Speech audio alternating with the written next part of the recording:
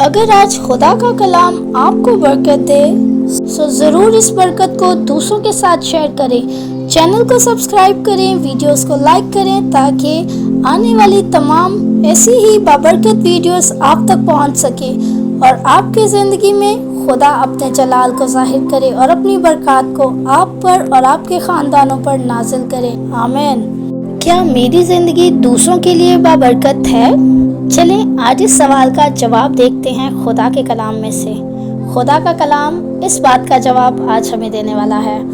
خدا کے کلام میں لکھا ہے، رب الافواج یوں فرماتا ہے کہ ان ایام میں مختلف اہل لغت میں سے 10 آدمی ہاتھ بڑھا کر ایک یہودی کا دامن پکڑیں گے اور کہیں گے کہ ہم تمہارے ساتھ جائیں گے کیونکہ ہم نے سنا ہے کہ خدا تمہارے ساتھ ہے۔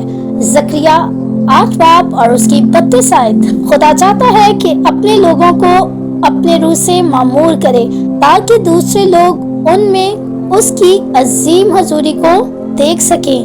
ایک ایماندار کی زندگی میں خداوند کی حضوری ظاہر ہونی چاہیے۔ جب ایک ایماندار خدا قادر کی روح سے معمور ہوتا ہے تو اس کی زندگی پچھلی زندگی سے بہت فرق ہو جاتی ہے۔ جب ہم خدا کے پاس آتے ہیں، ہم اس پر ایمان لاتے ہیں تو پھر ہماری زندگیاں تبدیل ہو جاتی ہیں۔ خدا نے زکریا نبی کی معرفت لوگوں کو بتایا کہ ان میں اس کی موجودگی ان کی زندگیوں کو دوسروں سے فرق بنا دیتی ہیں۔ اگر خدا کے لوگ اس کی قربت میں چلیں تو دنیا کے لوگ دیکھیں گے کہ یہ وہ لوگ ہیں جو خدا کو جانتے ہیں۔ اہل زمین کی ساری قوموں میں وہ لوگ اس کے لوگوں کے درمیان سچے خدا کی جستجو کے لیے آئیں گے۔ اگر لوگ خدا کے ایک فرزند کو دیکھیں گے تو وہ اس کی قربت کے مشتاق ہوں گے، کیونکہ ایسا کرنے سے وہ بھی خدا کے قریب چلے آئیں گے۔ یہ ہے ایمانداروں کی زندگی۔ کیا ہماری زندگی ایسی ہے کہ لوگ ہمیں دیکھیں اور وہ خدا کو جانیں؟ اگر نہیں ہے تو پھر آج خود کو ٹھیک کرنے کی ضرورت ہے، اور اگر ہماری زندگیاں ایسی ہیں تو خدا کا شکر کریں کہ خدا آپ کی زندگیوں میں کام کر رہا ہے۔